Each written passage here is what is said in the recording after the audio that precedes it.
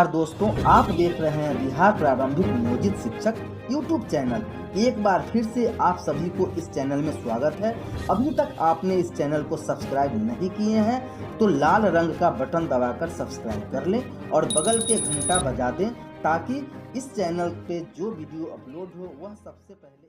अब केंद्र सरकार के तरह बिहार के भी सभी कर्मचारियों अर्थात नियोजित शिक्षकों को भी महंगाई भत्ते के लिए बढ़ सकता है थोड़ा इंतजार, लेकिन 3 किस्तों में दिया जाना है एरियर। केंद्र सरकार ने 1 जुलाई 2021 से महंगाई भत्ता डीए फिर से देने की घोषणा की थी।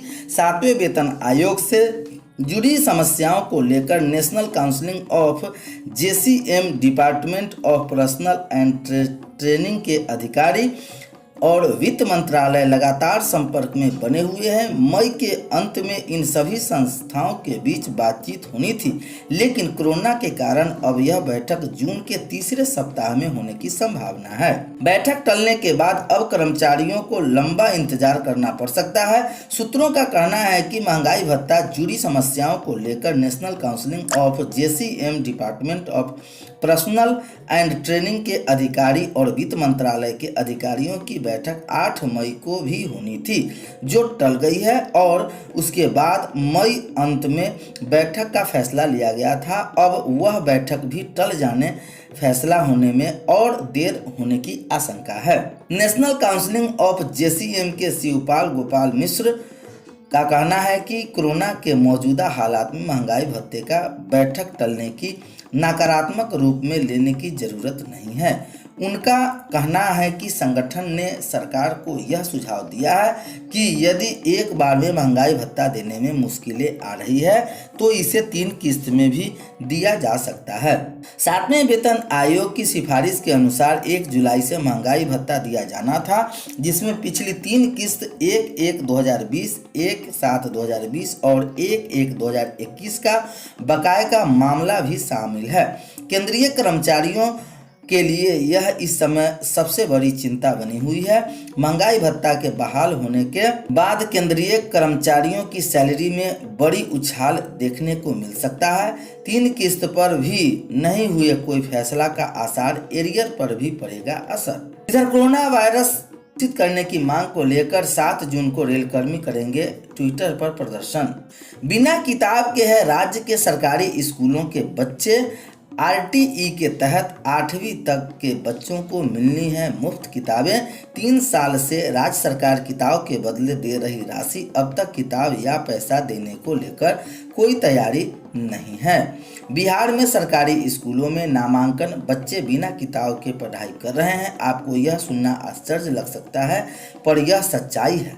अप्रैल से नया सत्र आरंभ होता है और शैक्षणिक सत्र 2021-22 आरंभ हुए 2 माह बीत गए, लेकिन बच्चों को किताब मौसर नहीं हुई। 1ली से 8वीं के 1,68,00,000 बच्चों को बिहार समेत देश भर में लागू अनिवार्य एवं निःशुल्क शिक्षा अधिकार कानून आरटीई एक्ट के तहत मुफ्त किताबें मिलनी है, पर अभी तक न तो किताब और न ही उसे एवज में राशि देने की कोई सुगबुगी आरंभ हुई है।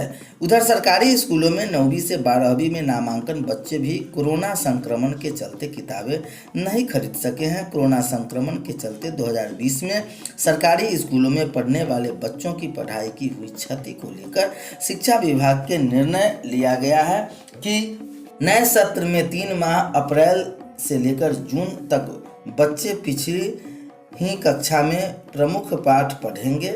लॉस ऑफ लर्निंग को लेकर यह अच्छी सोच थी और इसके लिए विशेषज्ञ शिक्षकों की मदद से 2री से 10वीं तक के बच्चों के लिए कैचअप कोर्स बनाई गई थी, पर 5 अप्रैल से स्कूल बंद होने से कैचअप कोर्स की पढ़ाई हुई और न ही बच्चों को किताब या उसके क्रय की राशि देने की दिशा में कोई कार्रवाई हुई।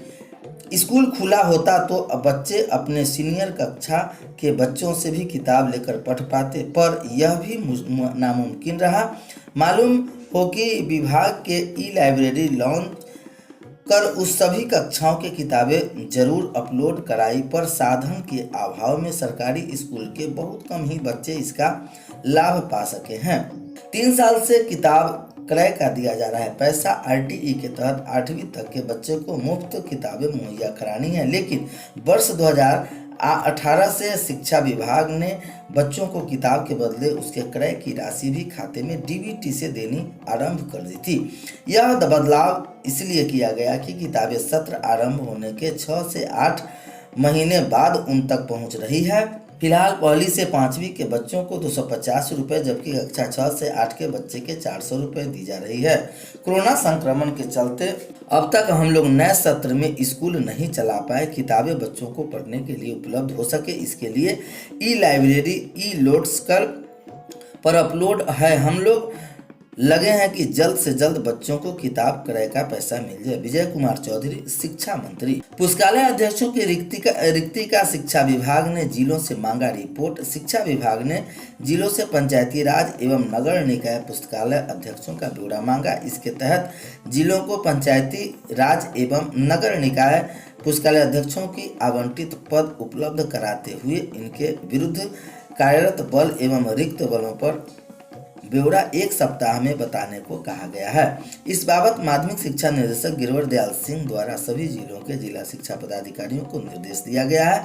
दरभंगा में 67, गया में 106, मुजफ्फरपुर 100, पटना 186, समस्तीपुर 103, सहरसा 46, जहानाबाद में 40, कैमूर 38, वैशाली 82, भागलपुर 103, भोजपुर 105, पश्चिम चंपारण 51, पूर्वी चंपारण 77, औरंगाबाद 88, लखीसराय में 42, रोहतास में 109, नवादा में 56, सीतामढ़ी में 52, शिवहर में 9, सारण में 117, सिवान में 81, सुपौल में 43, मधेपुरा में 46, पूर्णिया में 49, अररिया 37, कटिहार में 49, बांका में 64, मुंगेर में 69, शेखपुरा में 27, बेगूसराय 75, बक्सर में 68, मधुबनी में 108, खगड़िया में 39, नालंदा में 121, अरवल में 38, जमुई में 40 और किशनगंज में 17 पुस्तकालय अध्यक्षों के आवंटन है।